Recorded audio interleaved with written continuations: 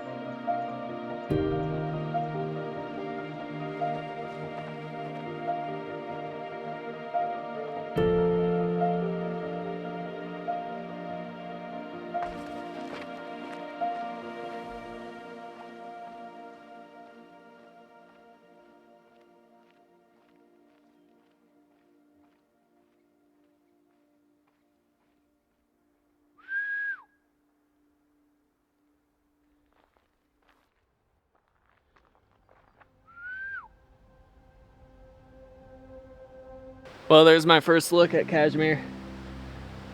Still got a ways to go, so I'm gonna fill up my water and then continue on.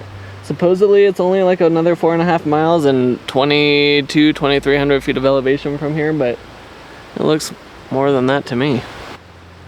Guess we'll find out.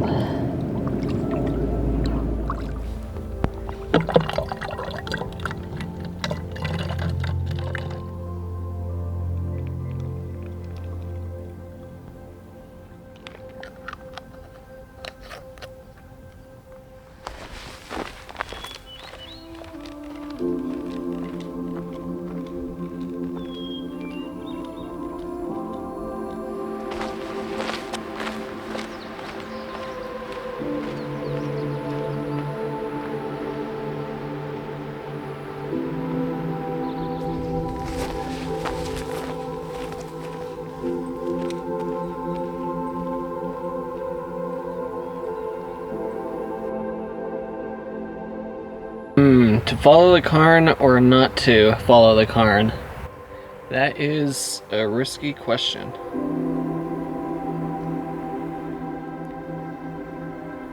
Are these a form of succulents? That was a dumb cairn. That was not the best idea. I know there is a way to cut across the meadows, and that shaves off like a mile or two, but I'm not really sure if it was worth doing that. So I guess you can make that own choice.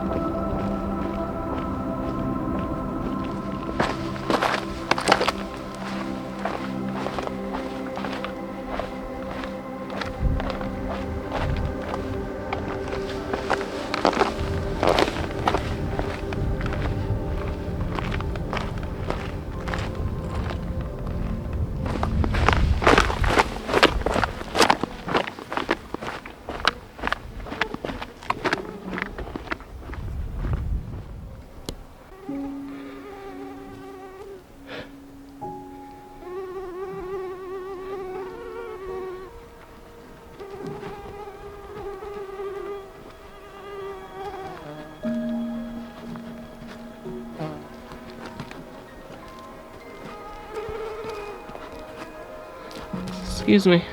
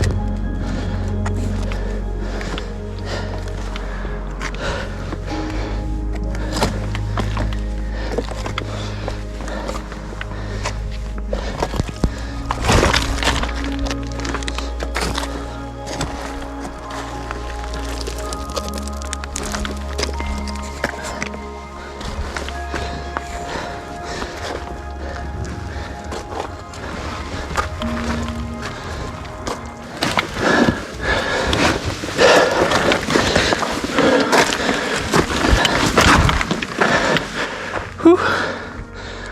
All right, almost there. So many ladybugs. Whew. Try not to kill you, ladybugs.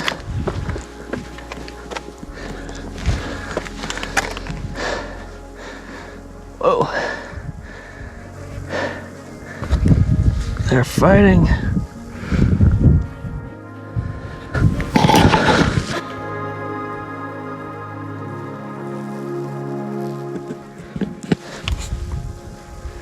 Holy smokes.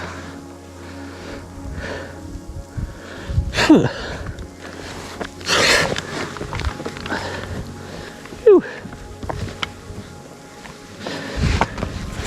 Are these gonna eat me, or what are they doing?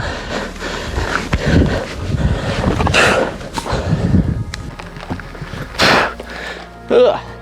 This has got to be one of the buggiest summits I've ever done, and they're just attacking me like crazy. What the heck? But I made it. Tired. I am so freaking tired. I gotta find that summit register. Pwah!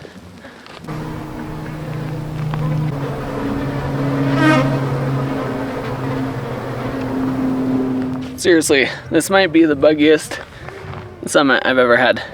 There's like millions of ladybugs, which are cool. I like them. But whatever swarmed me up there, I don't like those ones. Those ones suck. And then of course there's flies up here that want to eat you. And being the only thing up here worth eating,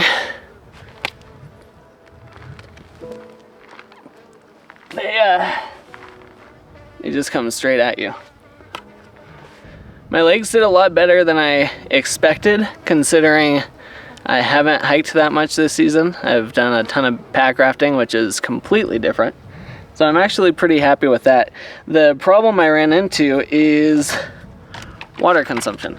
So the beta that I had said that there was plenty of water, there was no issues whatsoever. And probably 300 feet before getting up to Windy Pass, there was a stream. And I was sitting there thinking about loading back up on water and filling extra water up.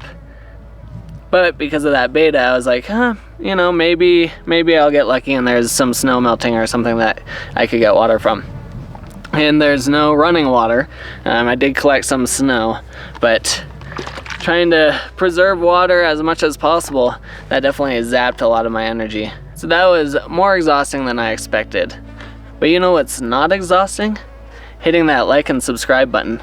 That's actually super easy to do. And if you made it this far, you might as well, because it's gonna be a lot more adventures like this.